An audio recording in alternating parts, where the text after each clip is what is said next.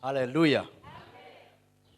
Tugeze muri trimestre dushaka kwiga no kumenya ico arico gukorera abandi no kubakorera mu buryo bwiza.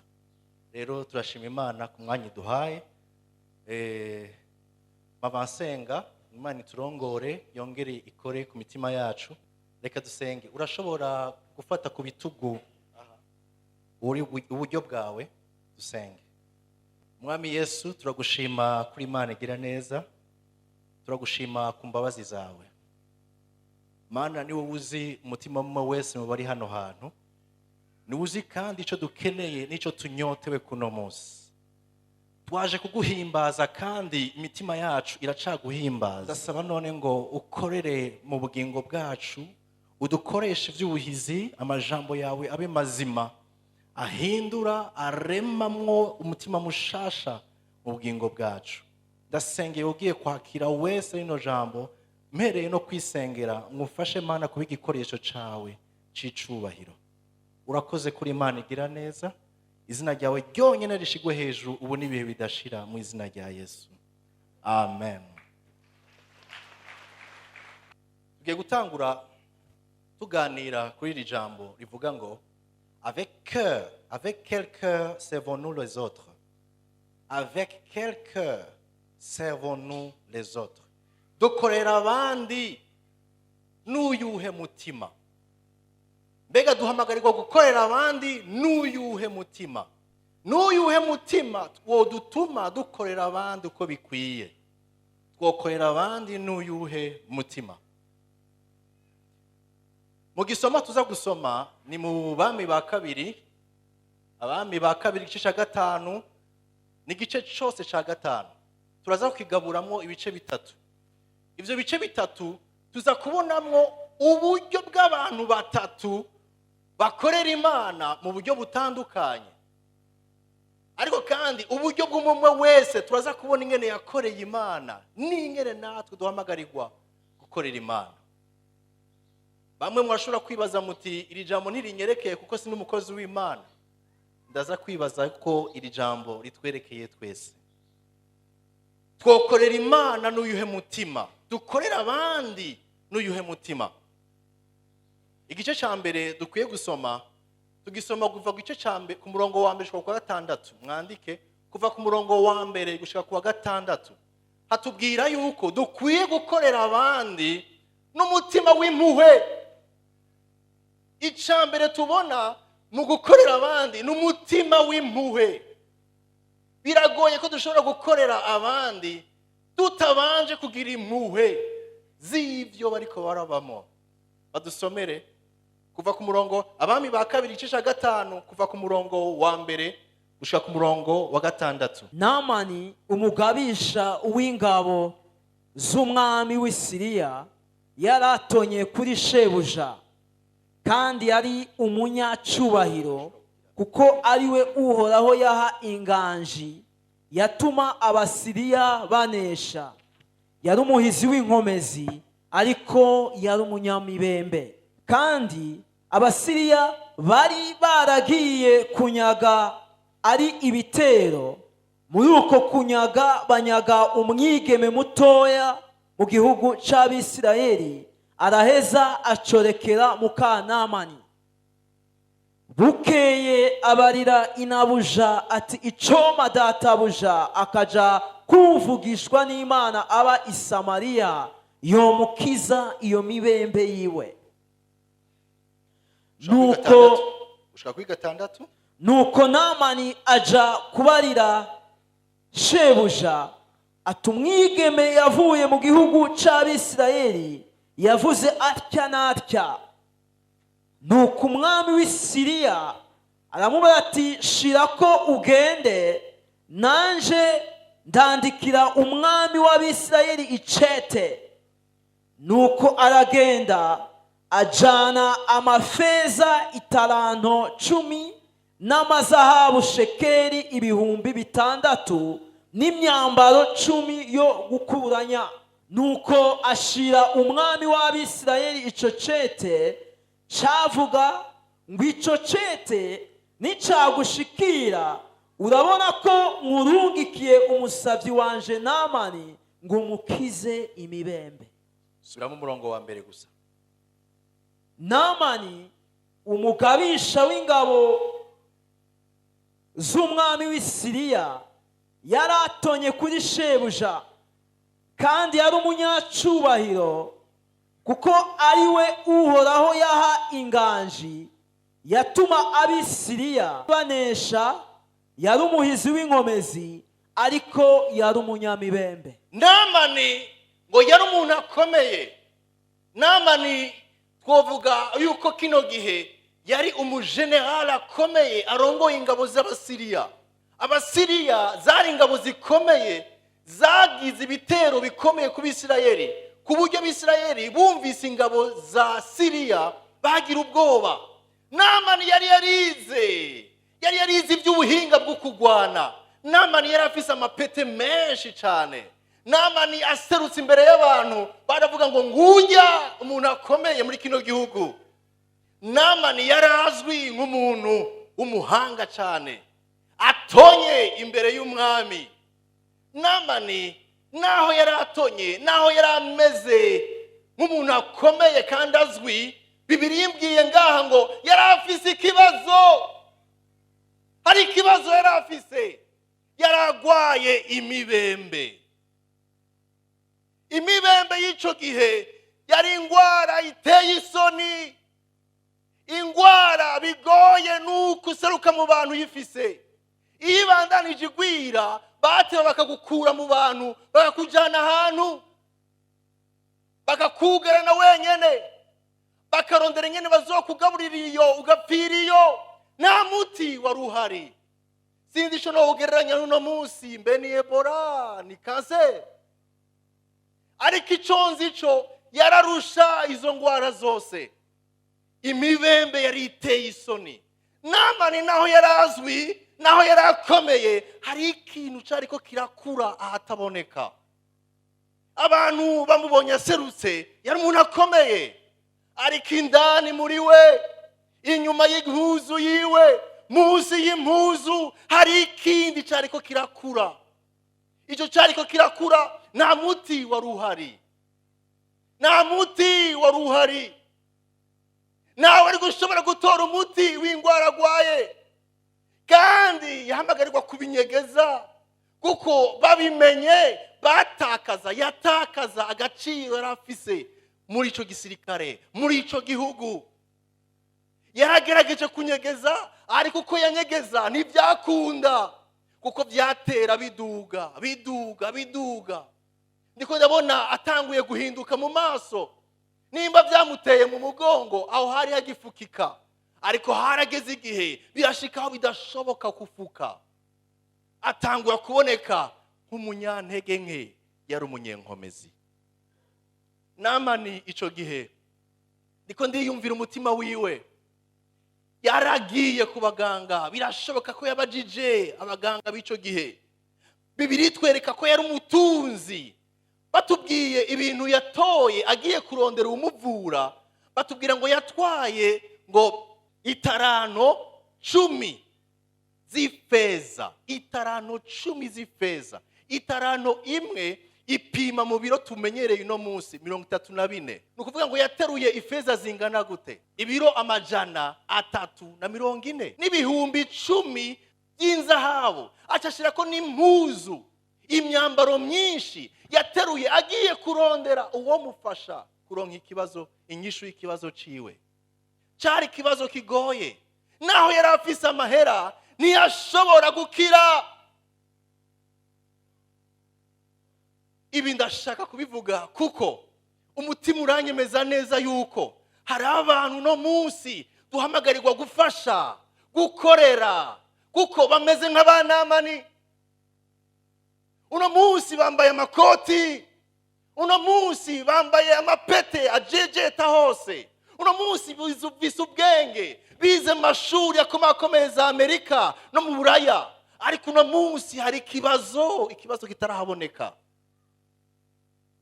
hari ibibazo naho worondera amahera angana gute udashobora kubikira atari Kristo wenyene.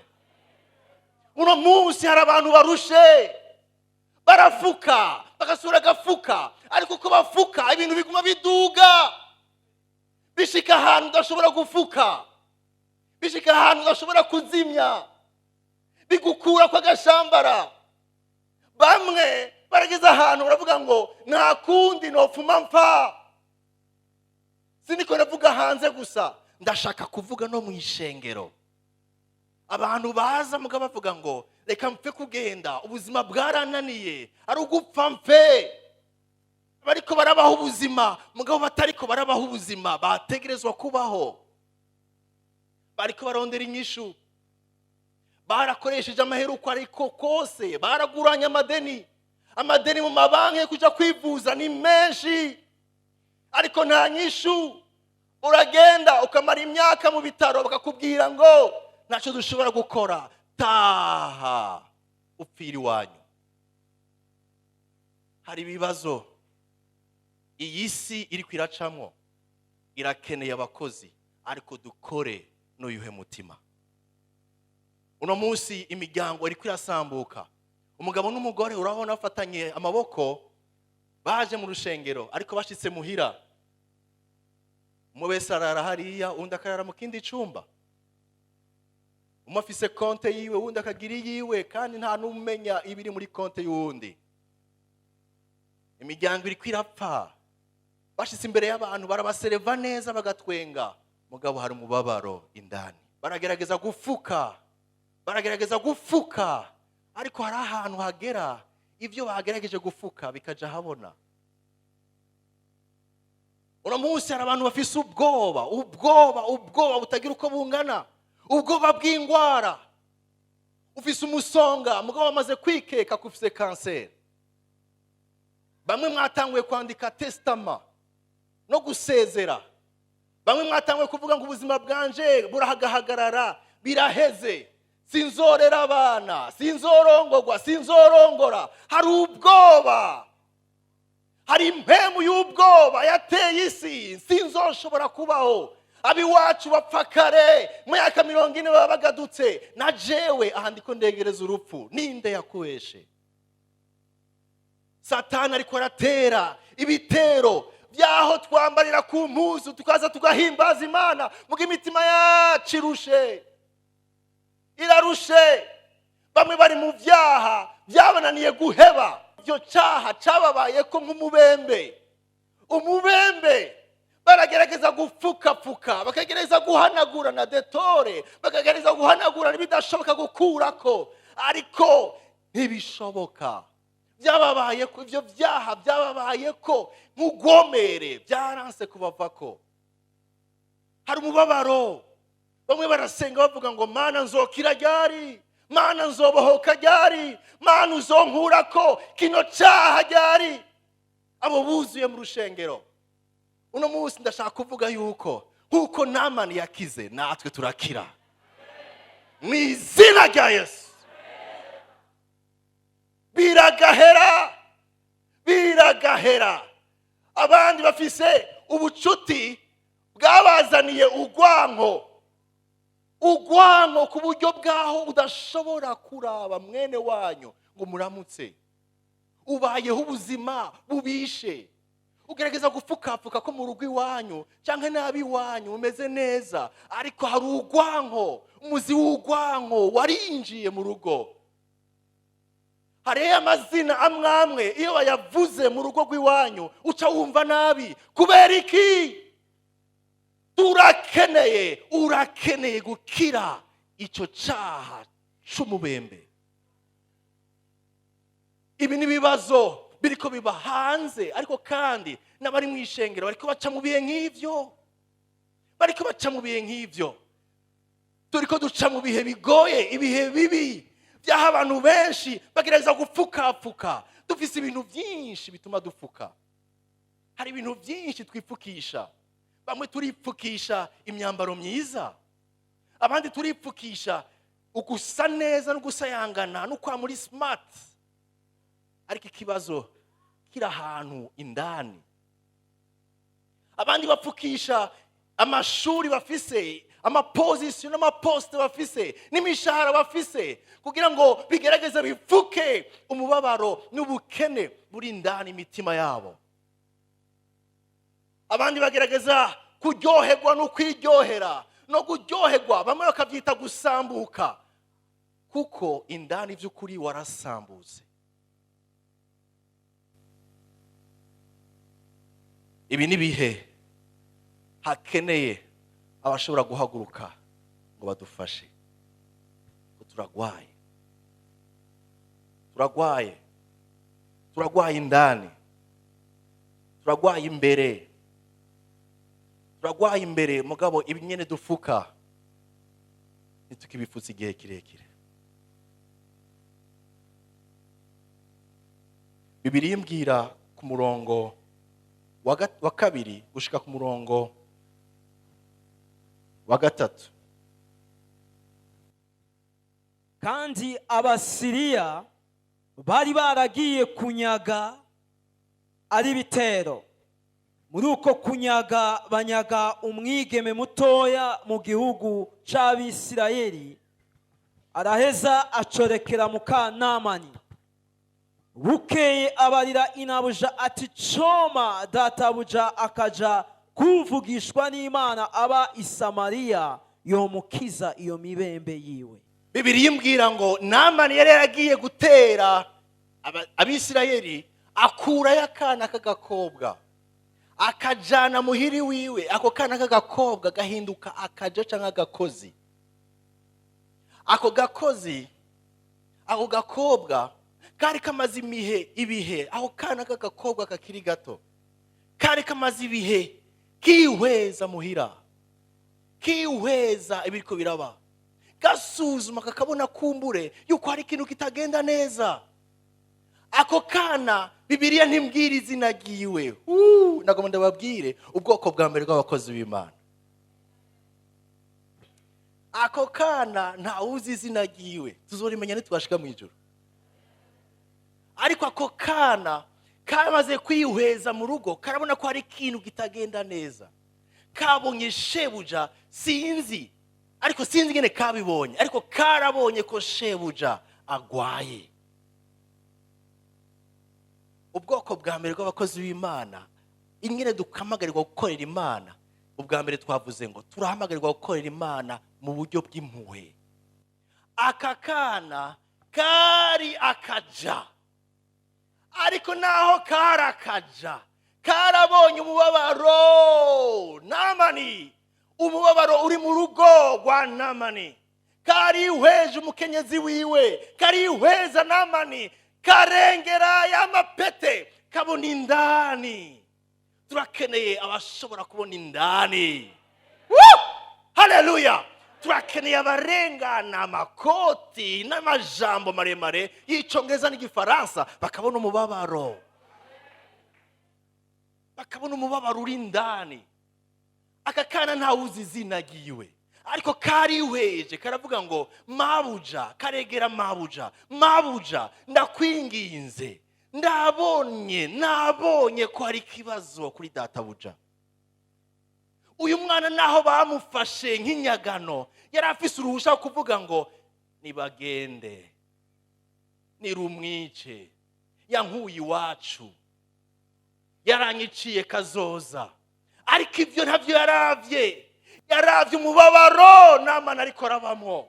Aravuga ni ndabirengeye, jewe iwacu niyo tuva, turafise Imana.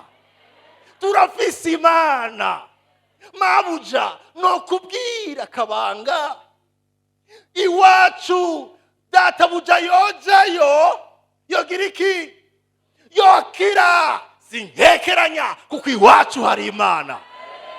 Haleluya! Iwacu hari Imana. Abafise Imana, haleluya! Twavuze ngo turafise Imana, twaririmbye, turatamba, dukeneye Imana igaragara, dukeneye Imana irengana. Aya mashati n'aya makoti dufise igakora ku mitima yacu. Ndafise Imana. Uyu mukobwa aravuga ngo mabuja, ndagusabye umbwirire patro, jewe ntundabe position ndimwo, ariko ndafise ijambo. Naho ndi umujakazi, naho ndi umukozi wo mu nzu, ndafise ijambo, nahawe ijambo. Woo! Haleluya! Kubera ko utinya kuvuga ijambo, mbega ni iryawe. Vuga uti gusa, ndafise Imana, hari Imana ikiza, hari Imana ishobora kubohora. Nivyo nje gutangaza uno munsi. Mera ukuboko mugenza uti hari Imana ikiza. Woo! Hari Imana iwacu, hari Imana. Uyu mwana nitumuzi izina, ariko yari afise impuhwe. Yari afise impuhwe. Impuhwe zashobora kurengana umubabaro yariko aracamwo kuko utabana nabi wabo. Bamwe bavuga ngo kubera patro yamfashe nabi, kubera atanyongera umushahara, ahubwo ndamusengera kugira bamukure. Bamugumizaho bamukura.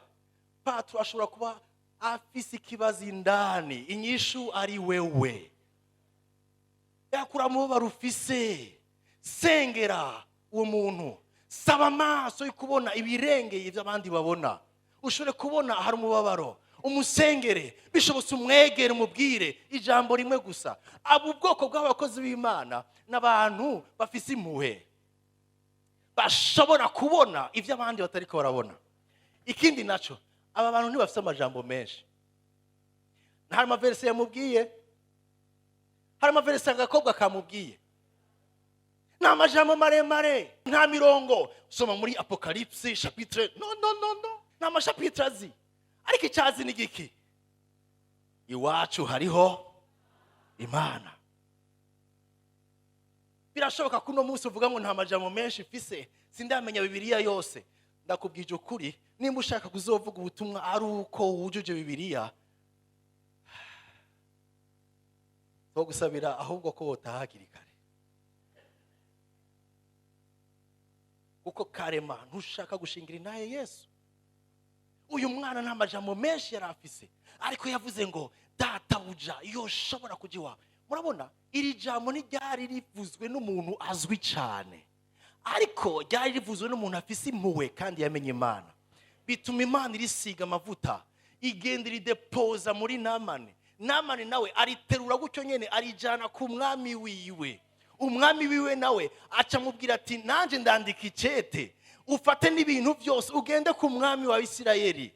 Muraza kubibona, agenda ku mwami wa Isirayeli. Ashize ku mwami wa Isirayeli, umwami wa Isirayeli avuga ati karabaye, bagomba kurondera icyo banyikuza ko kugira ngo banyice. Ayitabara ku impuzu ati je ndashobora gukiza umuntu, navyo ushobora. Ijambo ry'akana k'agakobwa kari hariya gitumye rigenda mu bami, gushika naho umwami avuga ati si je no bishobora, hari Imana, je ntabyo nshoboye. Ijambo ryande umuntu muto, umwana w'umukobwa. Ndashaka ndagutera intege, ushobora kuba utazwi. Nashitse Kinshasa mbaza ni hari umukozi w'Imana kana kamundangira. Ijambo bambwiye bavuze ngo yitwa nde? Ndamuvuga. Basha barambwira ngo est-ce qu'il a déjà sorti son nom? Est-ce que izina ryiwe riramara gusohoka? Nabaza none risohoka gute? No, ngaha anye utarasohora izina ryawe nta gishoboka. Murumva yuko abantu bariko bagwanira n'umwisi. Umwisi bajye badomboro ya soro, urababona? Bajye basohora izina. Ugasanga no mu ishengero ry'Imana abantu bariko bakora ivyo bashoboye byose kugira bagira iki. Ariko Bibiliya irambwira ko izina ry'agakobwa taurizi, ariko ryashitse mu mahanga.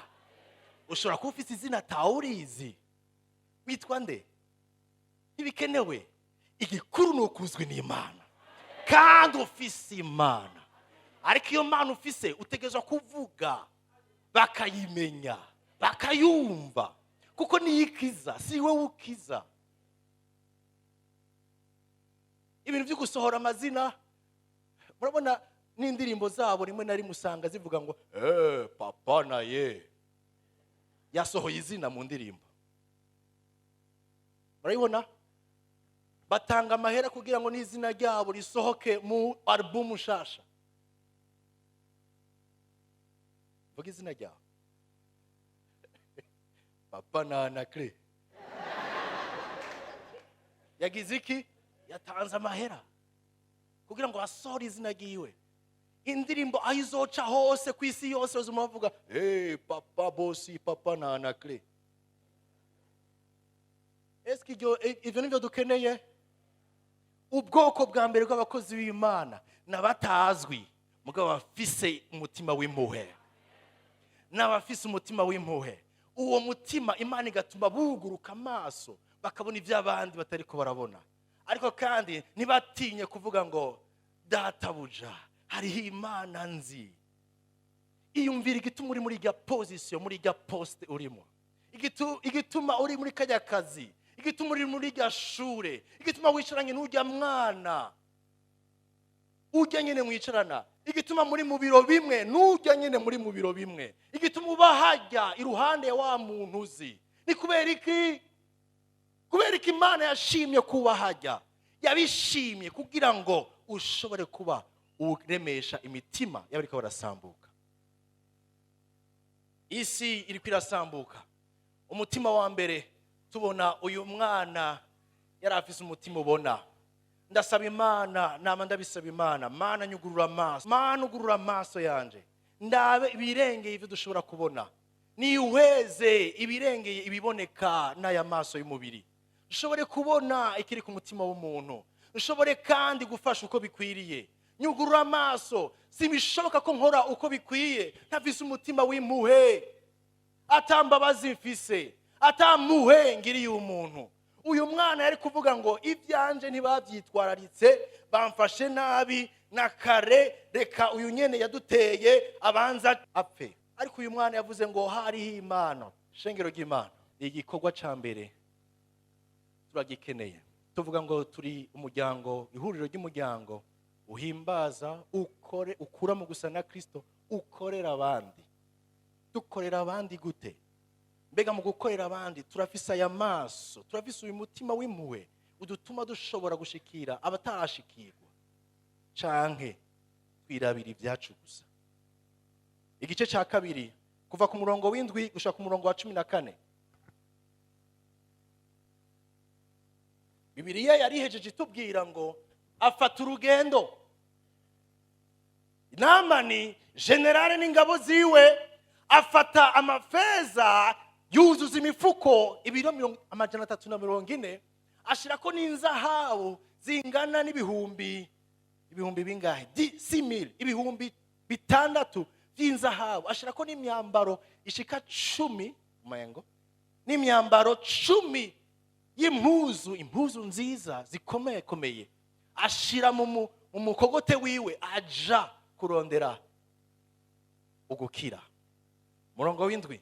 Maze umwami w'Abisirayeli asomye ico cete yitanamurira ko impuzu ziwe, atabura impuzu ziwe, aravuga ati mbega jewe ndi Imana ngo ntume umuntu apfa canye ngo abeho?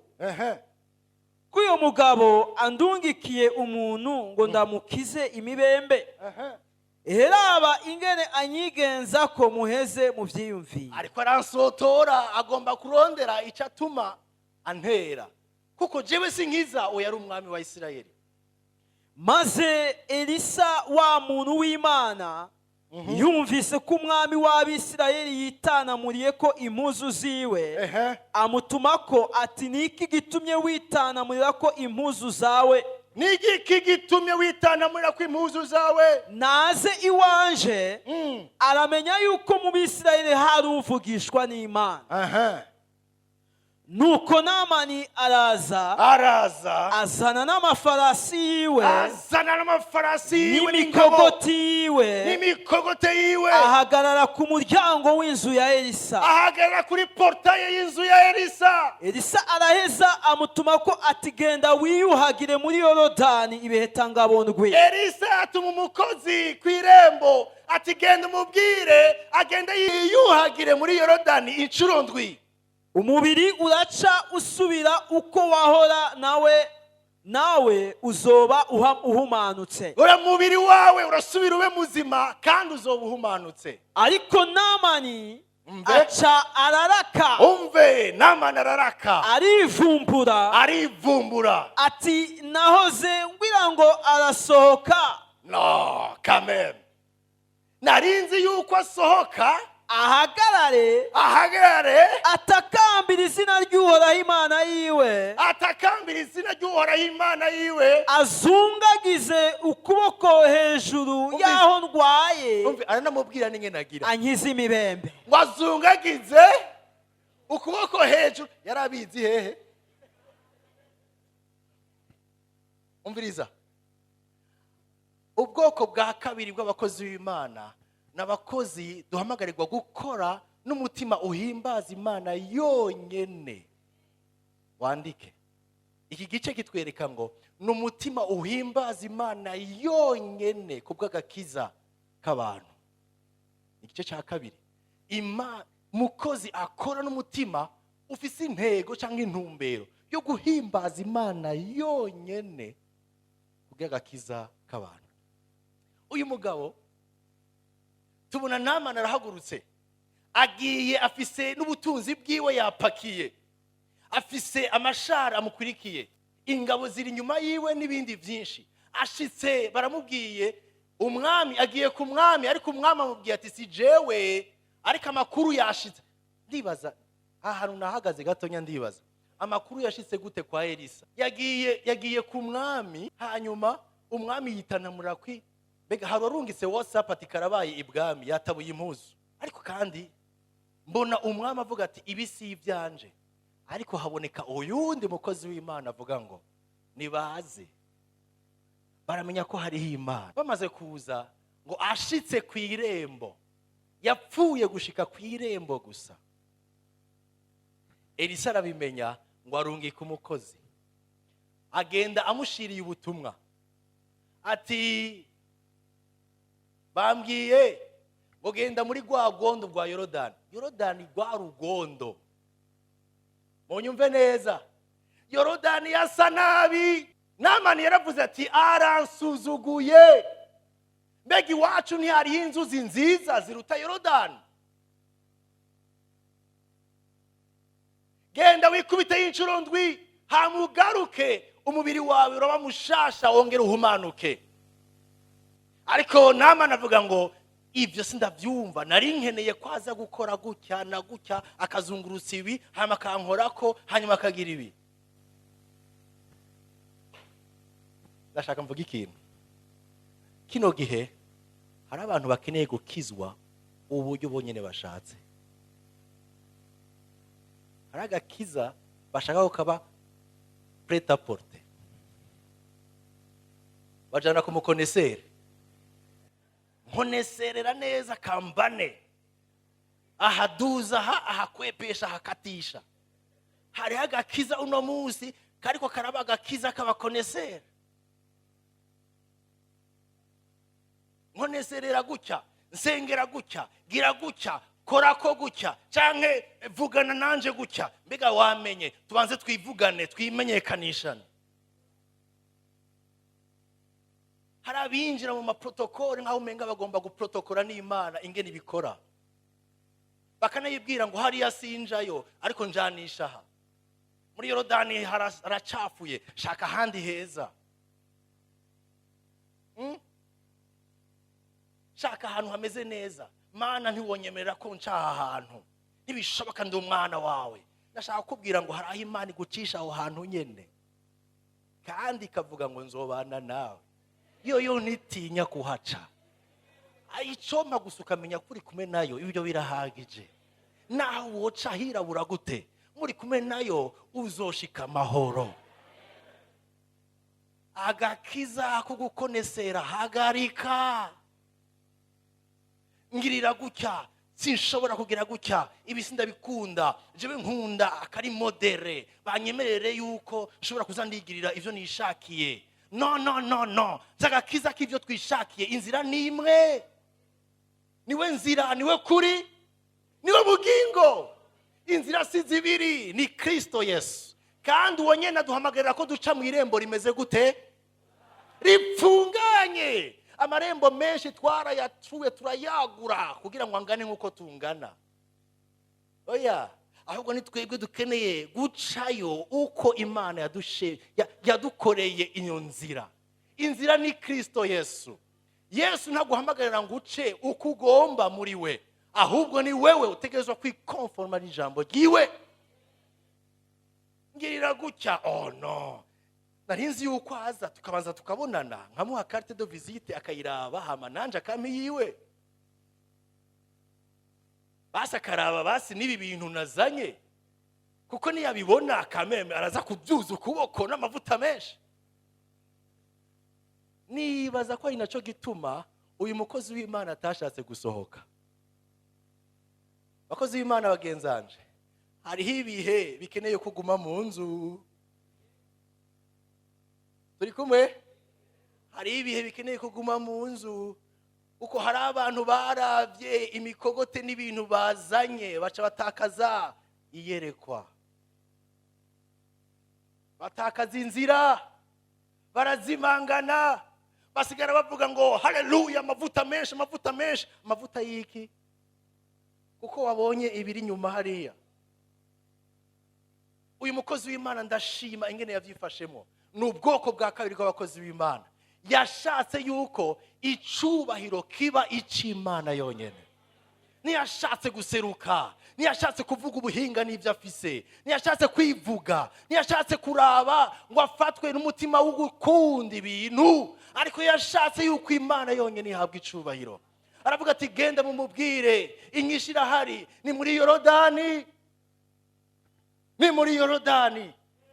Mboniki muri ubutumwa aha ndabonamwo umutima w'umukozi w'Imana adafise inyota yuko ari wababoneka. Abenshi barahamagarirwa, ndababazwa n'abantu basigaye basenga bakakubwira ngo imbere yo kugusengera banza ushireho ibahasha.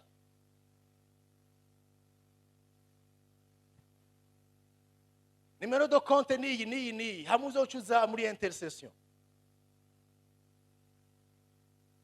Birababaje ariko turaza kubibona. Umukozi w'Imana nta kindi yashaka yuko Namani abona. Ntiyashaka ko abona umukozi w'Imana, yashaka ko abona Imana. Sinza kubonana nawe, birashoboka yuko uyu Namani n'uyu Elisa yari mu kindi gikogwa gikomeye kurusha kuza kubonana nande na generale. Abantu muja mu masengesho amatelefone akaguma vibra. Haleluya, mwami Yesu ndagushima. Banza urindire mana. Alo mon generale, alo mon generale. Washitse Namani ntiyashaka ikintu kimutakaza mu ntumbero yararimo. Turakeneye bakozi b'Imana, ndiko ndabwira, murakeneye kumenya agaciro n'ikibanza Imana ifise. Imana niyahabwa agaciro mu bugingo bwanyu, igahabwa agaciro kuruta ibindi byose, nayo izokwihesha icubahiro mu byanyu.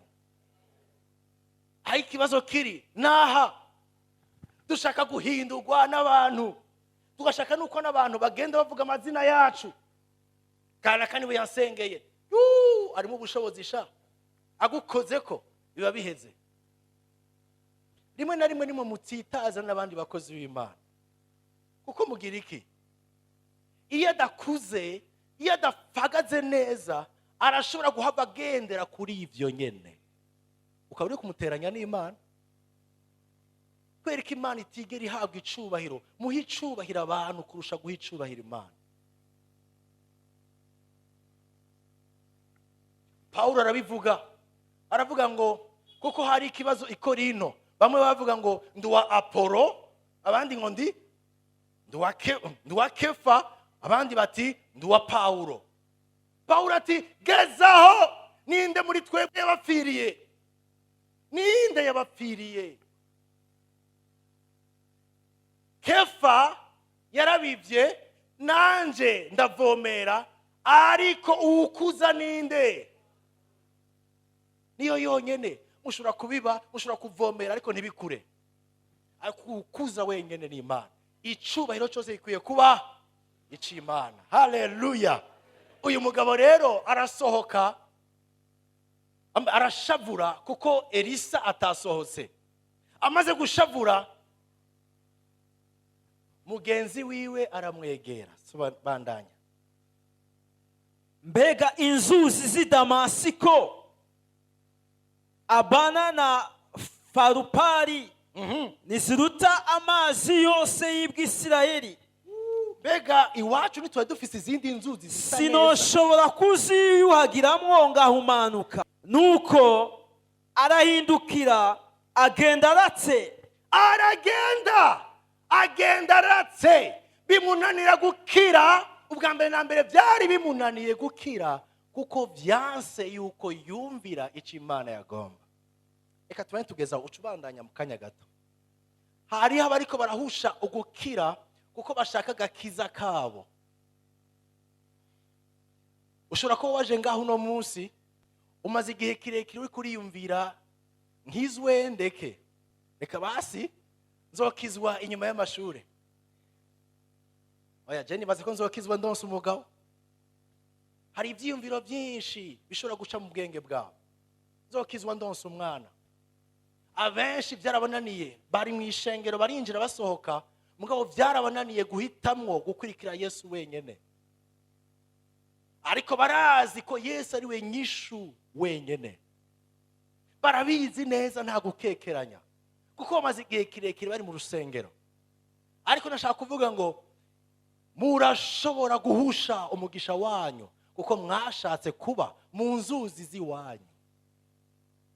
Mukengera Yorodani. Mwibaza ngo Yorodani ngo isa nabi. Mu bisanzwe nivyo ivyerekeye inzira y'agakiza womengana ubupfu, womengana ubusazi, womengana ibintu bitagira agaciro kuko batakubwira ngo kugira uronka agakiza tanga imiliyoni 10. Iyo batubigenza gutyo benshi tuba twarahanye amadeni kandi tuba twarayaguranye neza tukayishura neza kuko dukeneye agaciro kagakiza. Ariko kuko ari ibintu by'ukwizera gusa benshi bashizeho inzira zabo zuko bashaka kwigira mu nzuzi zabo.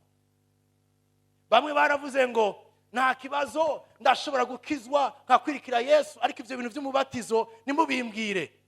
Ega si twe tubivuga, ni Yesu wenyene abivuga, si twebwe, ni Yesu.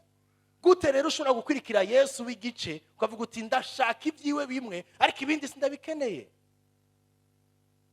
Abenshi baravuga ngo nzosenga mugabo kandi bijya bintu ndabizi mugabo no biheba nobaho gute?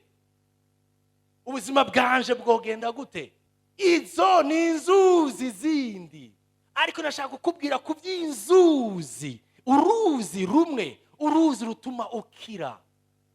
N'uruzi Bibiliya irambwira ngo nimuze mwisuke mu maraso ya Yesu Kristo. Ayo maraso arozi ico givyaha akaguhindura mushasha. Bwira mugenza wawe waroze muri Kristo Yesu mu maraso yiwe. Arashobora kukubwira ati ego ntaco ariko umutima nico gikuru. Namani arashavura araba indignation yiwe iba nini, arashavura arahindukira araraba aca subira inyuma. Murongo kwirikira abantu biwe baramwegera. Biraryoshe kuba ufise abantu bashobora kukwegera. Baramubarira baramubwira bati mbega mutungwa mugenzi mu chefu iyaba uyo muvugishwa n'Imana akurangiye ikintu kigoye, iyaba gusabye ibintu bigoye ntiwari kugikora. Mbega ntiwari kubikora. Nanswe kukubarira kwiyuhagira uhumanuke. Kandi ariko kubwira kwihumanura wiyuhagire. Nuko aramanuka yibira muri Yorodani. Shawugezaho Ibiheta ndwi. Shawugezaho mu buzima urakeneye abantu bashobora kukwegera bakakubwiza ukuri. Hari igihe abantu bagera ku maposition amwe bikanka ko bumvira abo barongoye, bikanka ko wumvira umwana wawe kandi umwana wawe ariko araguhanura neza, bikanka ko wumvira uwukoresha mu kazi, ngo kubera umukoresha. Ariko biraryoshe kugira abantu bashobora kukubwiza ukuri batagutinya. Uyu muntu ntiyari yoroshe, ariko abo bantu barubahutse. Yari gushobora kubabwira ati kuva uno munsi agasho 12 nakwandikiye 12 mu gasho. Ariko barubahutse barahaguruka bagenda babwiye generale ati mugenzi iyo gusaba ibikomeye ni wari kubikora, raba ibintu twaje tuzanye, none agusabye ngo wikubitemo gusa basi turahumiriza. Nta bindi ukubitemo gusa murabe dusubira inyuma tuwajibusa. Bariza urafise umuntu aguhanura? Urafise umuntu aguhanura atagutinya? Canke warubatse igitinyiro kimwe giteye ubwoba uriterere? Urafise umuntu ashobora kuguhanura ati mugabo raba neza?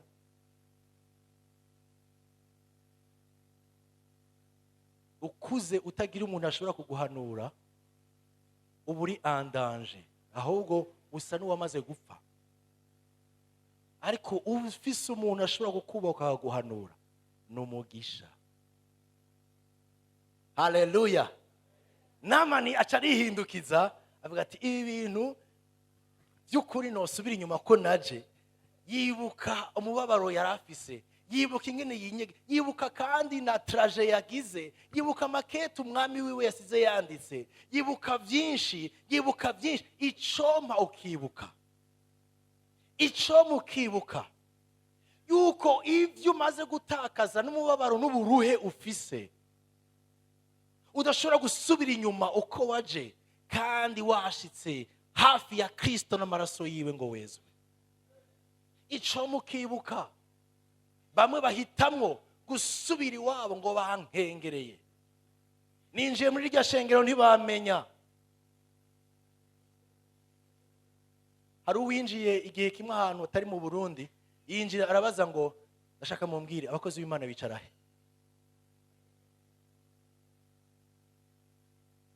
Ninjiye ntibamenya. Abantu bamwe barabura gukira kuko basuzuguye ibintu bito. Uyu mugabo yagenjeje gute? Nuko aramanuka yibira muri Yorodani betanga bondwe. Cyakurindire shiraho ifoto. Uyu mugabo naragerageje kurondera amafoto mbona yarazikuye.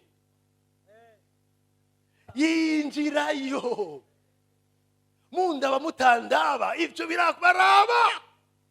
Sishaka ko ari ikintu gisigara kiri ku mubiri wanje, shaka gukira complètement. Shaka gukira. Yinjirayo, amaze kwinjirayo agira iki? Aridubikamo ubwa mbere. Yibira muri Yorodani betanga bondwe. Ubwa mbere aravayo nkuko umuntu w'Imana yari yamubari. Reka nakubwire, ubwa mbere yarinjiyeyo abona nta kigenda. Ati none ndasubirayo dareka.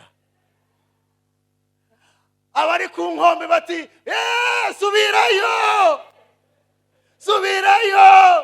Arasubira ubwa kabiri arinjirayo. Ariraba ari mibembe iracariko. Abandi bati subirayo. Ndakeneye abantu bambwira bati bandanya. Ndakeneye abambwira bati bandanya. Haragakiza muri we. Muri Yesu gumamo. Agira neza gumamo. Yarafise abantu bamubwira ati subirayo. Ubwa gatatu arasubirayo. Aravayo. Nta kigenda. Ariko abandi bari mu ikorasi. Gumayo. Muri Yesu gumayo. Arasubira irya kane arinjira. Irya gatanu arinjira. Irya gatandatu arinjira. Ati ndarushe. Gumamwo. Harakenewe abantu bavuga bati bandanya. Abantu bariko baragucokora bavuga ngo warasenze igihe kirekire, ingwara yawe nikira, ubukene bwawe ntibuhera, icyaha cyawe cyama kuri wewe, ariko hari igihe uzokwinjira.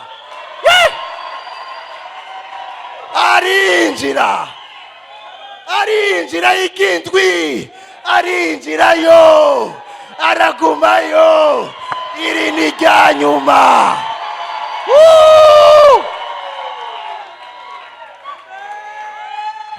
Aravayo. Bibiliya imbwira ngo amaze kuvayo, ngo aravye umubiri wiwe asanga n'uwakabebe.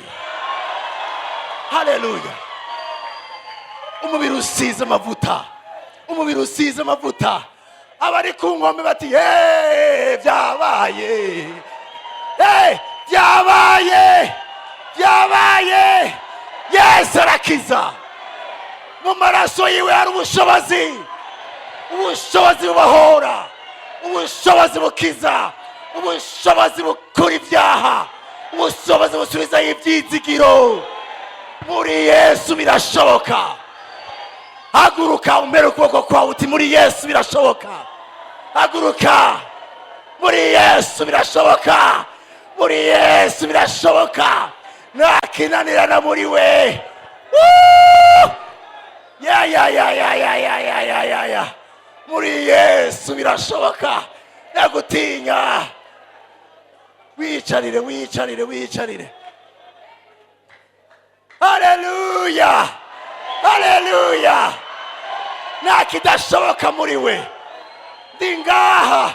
Ndingaha ndiko ndavuga nk'akagakobwa gato yuko hariho Imana. Sinkiza ariko ndizera Imana ikiza. Naco nshoboye jewe ariko ndizera Imana ya Isirayeli, Imana ya Yakobo, Imana ya Aburahamu, yuko ari Imana ndiho, iriho, izohoraho. Uko yari iri ejo niko iri no munsi, niko izohora n'ibihe bidashira. Haleluya. Icyubahiro cyawe Mana, icyubahiro cyawe Mana, icyubahiro ni cyawe ibihe bidashira. Niwo ubohora, niwo ukiza, niwo usangangura. Icyatewe cyose kitari cyawe kirasambuka mu izina rya Yesu. Igitatura izina ryawe nawe ubasha gifise mu izina rya Yesu. Ico umwami Yesu atateye gitegerezwa gusambuka. Ico umwami Yesu atateye gitegerezwa gusambuka mu izina rya Yesu Kristo. Ashobora kuba yagiteye muri wewe mugwanizi, wa muri kwihana iminsi yose byarakunaniye, ariko mu maraso ya Yesu hari ubushobozi. Ushobora kuba wagumye usubirayo rimwe, usubirayo kabiri, ariko ndi hano ngo ndakubwire ni bandaya. Uno munsi ashobora kuba ari umunsi wawe.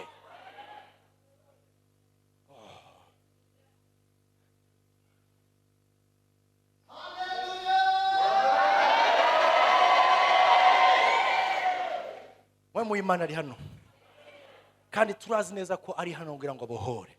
Icamuzanye kugira ngo abohore, akize, atanga umuco, ahagurutse abanyoguza imitima, aruhure abamaze imyaka barushe.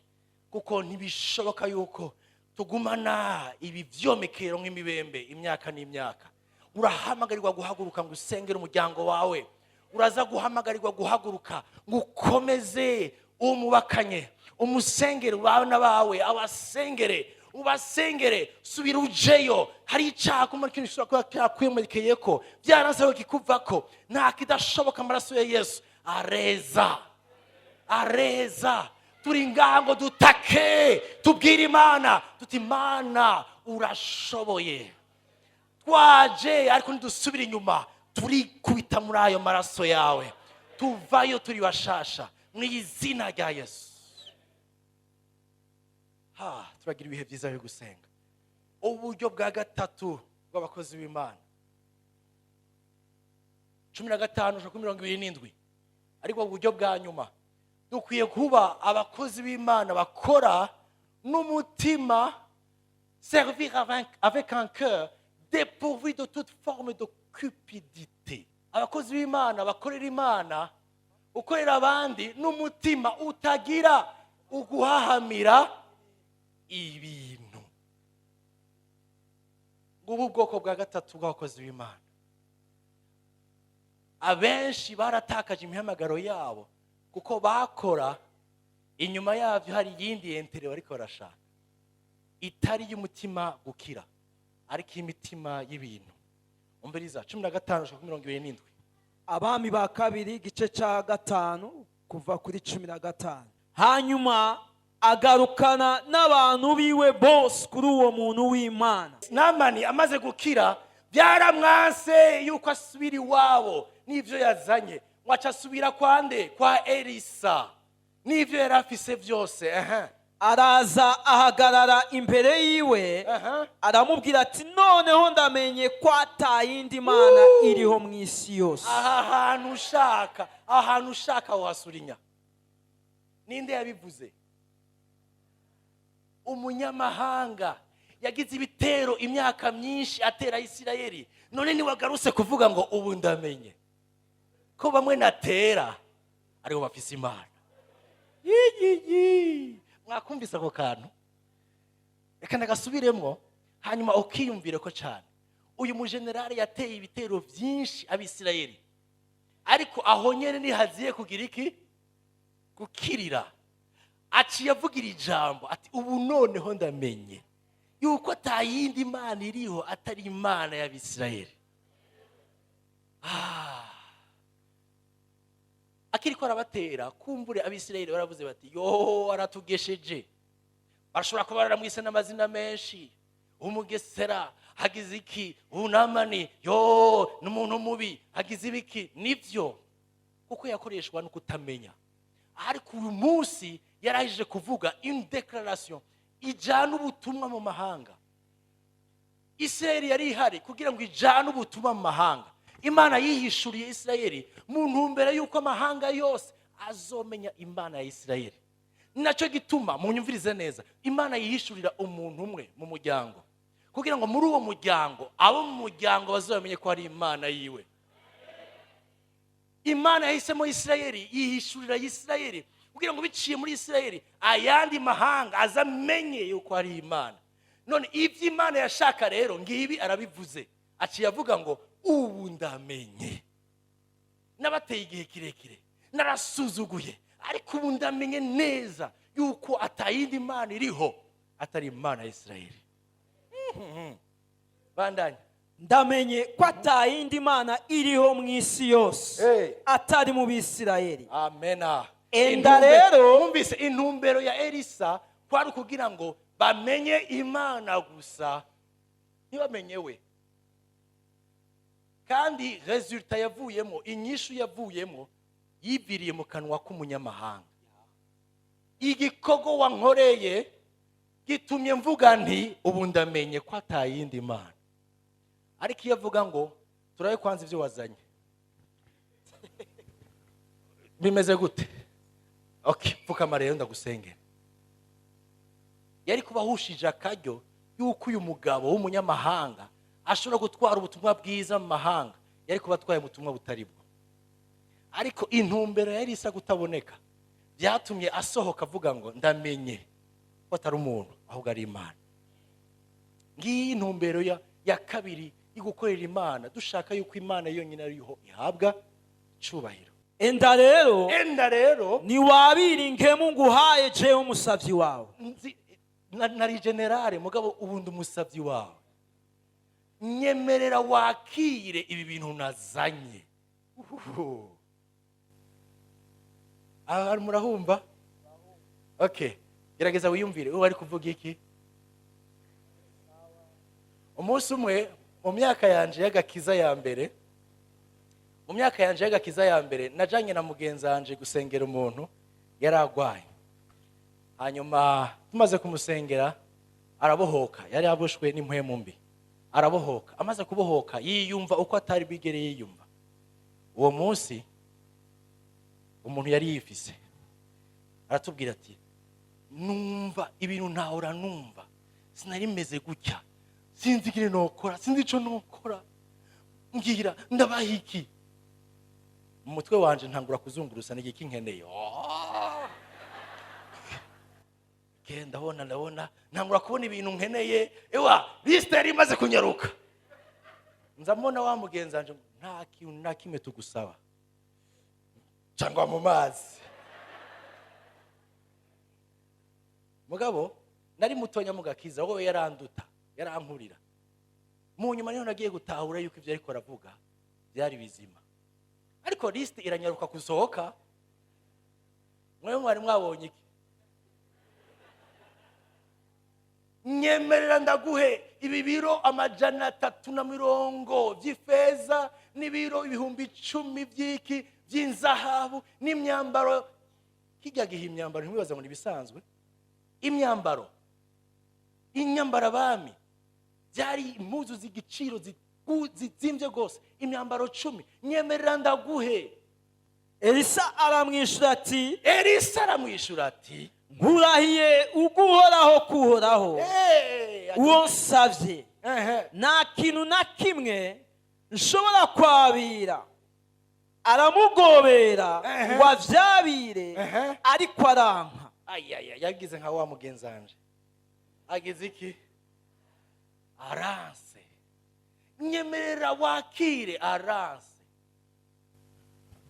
niyumviriye kubera iki yoba yaranse sinshobora kubimenya byose uko nzobimenya byose ntitwabonana hari ariko hari ibyo nshobora kwiyumvira iyo byakira hari ikintu bishobora gukora mu mitima yawe n'iya Namani icambere kuvyakira byari gutuma umutima wa Elisa uhindukira ugasigara ubona ko utazanye nka bya bindi bya Namani nta mwitaba byoroshe turi kumwe hari abantu rimwe na rimwe wumva batelefonye abakozi b'Imana urihe ndi muri ville umangaho ndaje agaca kuzanira ibahasha akakubwira ngo ni dime iyo ni corruption igiturire dime itangurwa mu ishengero ntihabwa mu maboko y'umukozi w'Imana ntuwumva kuri kuronona umutima wiwe uko uzobandanya ubikora azokwitaba kurusha udatanga dime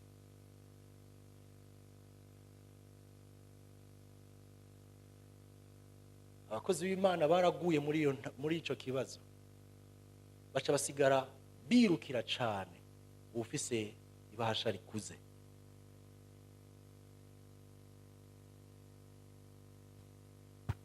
Elisa aratwigisha umutima dukwiye gukoranira Imana ico ni cambere cyari gukorompa bikonona umutima wa Elisa ica kabiri byari guhava bituma ubutumwa Namani yamaze kwakira bugwa mu mazi bwa bundi ko nari nabonye ari Imana yabikoze nukuvuga rero ngo uwundi umunsi ninagaruka nzoraba nzane ibikwiye neza kugira ngo umukozi w'Imana asubira ambwire yuko nikubita ahandi nkaca mvayo nuzuyemo imigisha azombwira ikindi gihe imbwire gucya kuko ivyo nzoba nazanye rafa pase nawe ndusinogarukana bya bindi nyene byari konona umutima w'ivuga butumwa la cupidité uguhamira ibintu biriko birica umutima w'abakozi b'Imana ariko kandi biranonona n'ubutumwa bwariko buravugwa mu bantu Elisa ati naco nakira mbega nshatse kuvuga yuko abakozi b'Imana badakwiye kwakira amakado sivyo navuze mugano navyo nyene haro bikenewe yuko atabyakira ubwo umutima wiwe niyakwankira uba amahoro ushima Imana ko yakwankiye kurusha guforsa ibintu ugasigarana ikibazo hari n'abantu batanga batanze ibikwiye byo bari bafise. Ejo nyamukozi w'Imana yahezagiwe mu zindi nzira, wa muntu kuko atarakomera mu gakiza avuga ngo ngo nitwe twahora tumuha ajya hose, nitwe twamurihira irya nzu, nitwe twamurihira inzu, none asigaye agenda mu muduga ntiyaduhaye na lift. Ikibazo nuko nawe wagiye urakira ibintu by'abantu batarakomera. Rero abakozi b'Imana mube maso, siniko ndivuga gusa, ariko niko ndabwira abantu bose muhamagare gukorera Imana hano. Mumenye ko hari ibyo mukwiye kwakira n'ibindi mudakwiye kwakira, kubw'ubutumwa bwiza na protection y'icubahiro c'Imana gikwiye kugaruka kuba ic'Imana gusa. Umviriza, amaze kuvyanka Simba ku murongo wa 200 amaze kuvyanka, Namani yikubitiriye mu modoka ivyo yazanye byose, mu mukogote ivyo yazanye byose, asubira iwabo. Murongo wa 200. Gehazi umusuko w'uwo muntu w'Imana Elisa, hariho umukozi wa Elisa yitwa nde? Iri zina murifate, nubundi bwoko bwa gatatu bw'abakozi b'Imana. Bwa gatatu. Ubwa mbere yari wa mukobwa atazwi n'izina. Ubwa kabiri ya Elisa, mwabonye nyene yakoze Elisa, yahaye icubahiro Imana. Uwa gatatu nawe batubujije kugira umutima wihamu guhamira ibintu. Gehazi umusuku w'uwo muntu w'Imana Elisa, arivuganya ati databuja ko yahebeye Namani uwo Musiriya, ntiyabire ivyo amugemuye, ndahiye uguhoraho kuhoraho, singenda nirutse. Ararahiye ngo agomba giriki, arahiye izina ry'Imana ngo agiriki. Okay, ntagenda atagize iki? Singenda nirutse ngo ndamuhamvye, ngira ico ndamwiyakira. Gehazi, fais attention. Ba Gehazi ntibaratinya no kurahira izina ry'Imana. Ndarahiye izina ry'Imana singenda ntirutse. Icambere nkuramo muri Gehazi, icambere ntatinya kuvuga izina ry'Imana. Yarahiye izina ryande? Icambere nkora iki? Ba Gehazi bariruka n'ibirenge bigashuha, ariko bariko biruka inyuma y'ibintu. Hari aho ushobora kubihenda ko iyo baravye n'amaso n'ingene biruka bavuga nta mukozi w'Imana nkojya, ariko yarahiye kurahira kuhoraho yuko atagenda atagize icyo amukurako. Singenda ntagize icyo amukurako.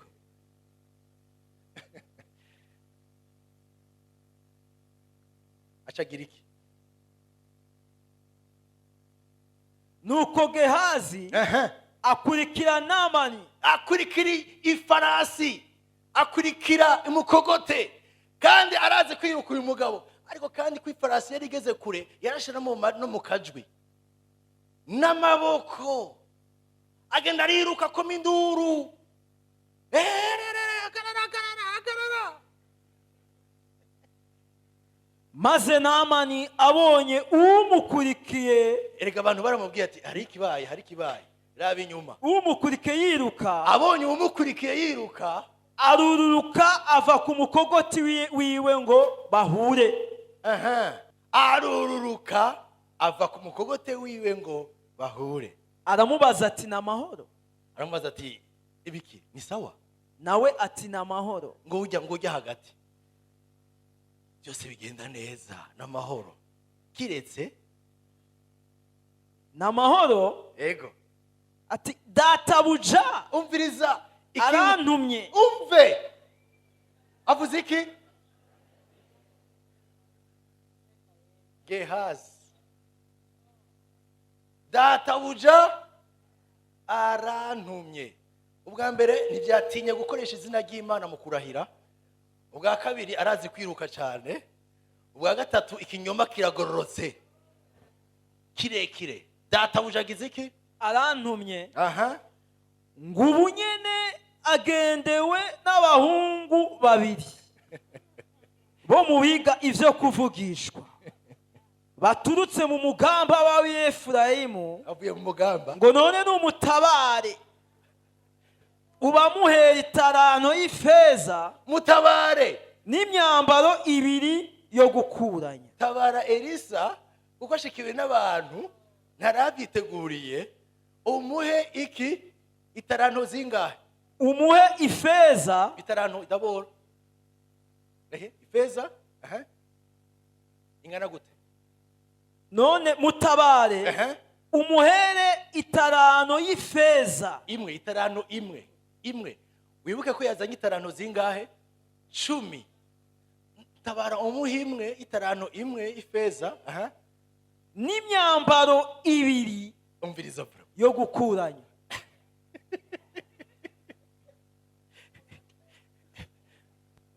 umuhe n'impuzu zibiri azohora ahindura.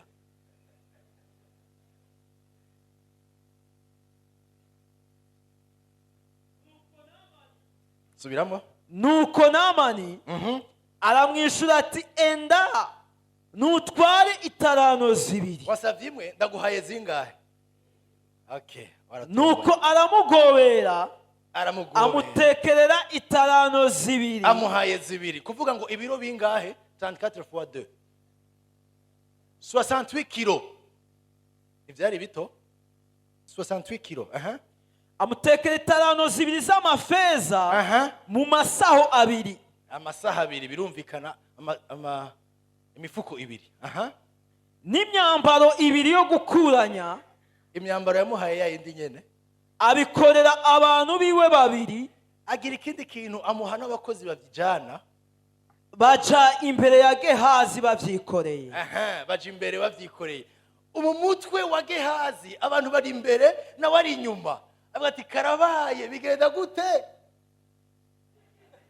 Muravyumva? Amuhaye abantu mugabo ntiyashaka ko muha abantu. Kandi abo bantu baranyaruka. Bashibaje imbere na wari inyuma. Babishikanye ku musozi w'iwabo. Bageze ku musozi arabibaka. Bien sûr. Araheza abijana mu nzu arabibika. Geza ngaha hagarika ngaha ni mubisige ngaha nta kibazo ntimwigore musubira inyuma ndabishikana jewe. Kuko mubishikana ibarage barigoye. Arungika abo bantu baragenda. Maze araza yinjira aho shebuja ari. Elisa aramubaza ati uvuye hehe Gehazi? Elisa aramubaza ati uvuye he? Mwumvirize ikindi kinyoma kiranyaruka cyane kuri ba Gehazi. Uwundi ati eka naho nagiye? Nta na hamwe nagiye nari ngaha. Aramati mbega ugira ngo umutima wanje ni wajanye nawe? Igihe wa mugabo yava mu mukogoti wiwe agahindukira ngo muhure. Mbega iki ni igihe cyo kwakira amahera. Musuri nyahantu murashobora kubafashisha ba Gehazi. Mbega iki ni igihe cyo kwakira amahera. N'imyambaro n'imiringa y'imyelayo n'iy'imizabibu n'intama n'inka n'abagurano n'abaguranokazi. Twongereko mbega iki ni igihe cyo kuronka imiduga, amazu, smartphone, amaviza. Ikindi mbega iki ni igihe cyo kwambara amakoti. Hari ikindi mbega iki ni cyo gihe cyo guharanira ivyo bintu. Bandanya. None rero imibembe ya Namani Ayaya izokomako no ku ruvyaro rwawe kugeza ibihe byose. maze Gehazi ava imbere yiwe ajejeta imibembe yera nka sheregi. Imana itubabarire kuko hari ibintu bimwe bimwe dukinisha iyo turiko turakorera Imana. Tugakorera Imana mugabo dufite uyundi mutima. Ibi bigakwegera n'uruvyaro rwacu. Hagarika. Genda muri business. Genda udandaze bisanzwe. Apana kuza kubesha ivy'Imana. Kuko ibi inye biherekezwa n'ikindi kibazo gikomeye gishobora kwikira n'umuryango wawe. Hagarika. Ndababwira abari ngaha n'abatari ngaha bazombona. Hagarika. Ndahiyukurahira kunkoraho ntamukuye kw'ikintu. Uri kubikura umuvumo. Uri kurondera umuvumo. Hagarika. Hari ibikorwa bindi, genda udandaze mu butike ugurure, basi utubwire, basi tukuronderera umutahe utangure. Kandi wogira umugisha kurusha kurondera banamani bakize bahaye icubahira Imana kuza kuba kubonona umutima. Cyangwa muyumvira, gerageza muyumvira. Namani yatahanye UYUHE mutima. Abakozi b'Imana yari yavyanse, none ubunyaciye yabonyesha yuko bitomurengana. Yari yiyankishije, none ntiyarungitse gutuma umuntu azariruka. Cyangwa yumvira umutima Namani ashobora kuba yaratahanye. Kubera iki? Kuko abakozi b'Imana bamwe bamwe bashobora kwica izina ry'igikorwa bariko barakora. Ubwoko butatu bw'abakozi b'Imana. Ariko kandi n'uyuhe mutima dukwiye gukoranira Imana. Icambere navuze, dukwiye gukorera Imana n'umutima ufise impuhwe. Ica kabiri twize, dukwiye gukorera Imana n'umutima urondera guha icubahiro conyene Imana. Ica gatatu, twabonye turavye ubuzima bwa Gehazi, tubona ngo dukwiye gukorera Imana n'umutima ukuwemo ikintu cyose cyo guhahamira ibintu. Imana irahezagira. Mugabo apana kwinjira mu binyoma mu izina ry'Imana ngo urondere umugisha. Uriko wikwegera umuvumo, ushobora kugira ingorane uruvyaro rwawe. Please, ndabasavye ababirimwo n'abazonyumva, gira umutima wo kwihana. Mwihane, mubabarigwe kugira ngo mukire n'uruvyaro rwanyu rukire. Imibembe yari ingwara igwaye abantu kandi ibabaza, ariko yaruhukiye kuwari mu gikorwa c'Imana.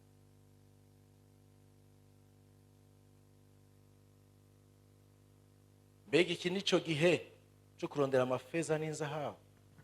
Mbega iki nico gihe cyo kurondera ivyo bita ngo bifi binini binini?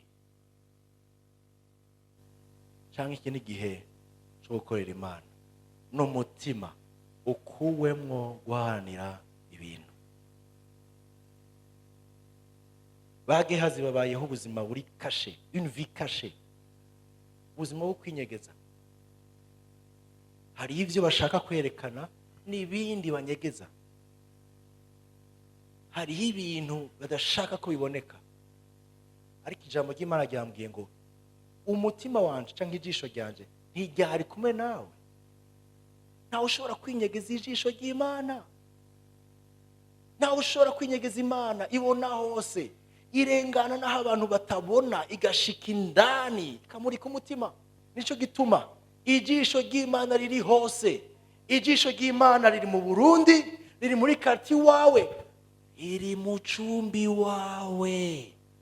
Ijisho ry'Imana riri muri dushe. Umuntu numvise adashobora kuririmba Imana muri dushe ngo kubera yo bari gusa. Ariko nashaka kubwira ngo Imana ikuzi wese. Nawe ushobora kwinyegeza. Kujya uramenya imbere y'Imana niko ukeneye nuko ubuzima bwawe ataco uyihisha. Inenyenye zawe zivuge, zibwire Imana igukize, ikubohore. Namani yubahuse kugenda arondera gushira habona ikibazo yari afise kugira ngo akire. Akura agahuzu yinjirayo, ariko asohoka akize, atahana Imana. Ariko imibembe mwumvise ko yasigaranye uyundi. Turakeneye Imana, urakeneye Imana. Muno mwanya mwiza tugiye gusenga. Imana yavuganye iki n'umutima wawe? Haleluya, haleluya. Maisa, Imana yavuganye iki n'umutima wawe? Nikihe uvuga ko uno munsi udashaka gusubirana inyuma? Niki kikuremereye udashaka gusubirana inyuma? Ariko kimwe muri byo harimo ikintu cyo kudaharira. Ituma umutima wawe warabaye ukomantaye, wuzuyemo mu rurazi, ishavu ridahera.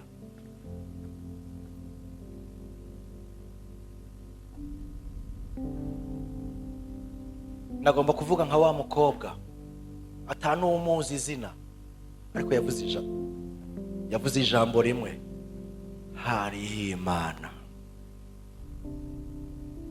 Kandi iyo Mana twaje gusenga iri hano, iri hano, n'ububasha bwayo n'ubushobozi bwayo buri hano. Ifise ububasha bwo gucangagura, gusangangura ikintu cyose gititirwa izina ry'Imana, cyatewe, gihahaje, kiboshe, kiremereye imitima yacu. Mbega urashaka kugishikiriza nka Namani cyangwa ushaka gusubira inyuma? Hari amaraso ya Yesu, hari ubushobozi bwa Yesu. Twaririmbye mu gatondo ngo mbaraga za Yesu. Hari imbaraga, hariho imbaraga. Navyumvise ndumva ko by'ukuri hari imbaraga. Haleluya. Hari ubushobozi bwumisha ibintu byananiranye. Haleluya, haleluya, haleluya. Yes, yes, yes, yes. Yes, yes, yes. Gendera ubwoko bwawe Mana, gendera ubwoko bwawe. Turi hano, turi hano. Yesu, Yesu, izina ryawe ni wera, izina ryawe ni ubushobozi. Mana, manura ubushobozi bwawe, ishengero ryawe rikire, abana bawe bakire, abana bawe babohoke. Reka ubwiza bwawe Mana umanuke mu ishengero ryawe, wizina ryawe Yesu. Ndacagaguye nkomezi zose z'umwiza mwizina. Reka umuriro wawe, fire, fire, umuriro wawe mpemu yera, manuke, manuke, manuke, manuke, umuriro wawe wohore mu izina rya Yesu.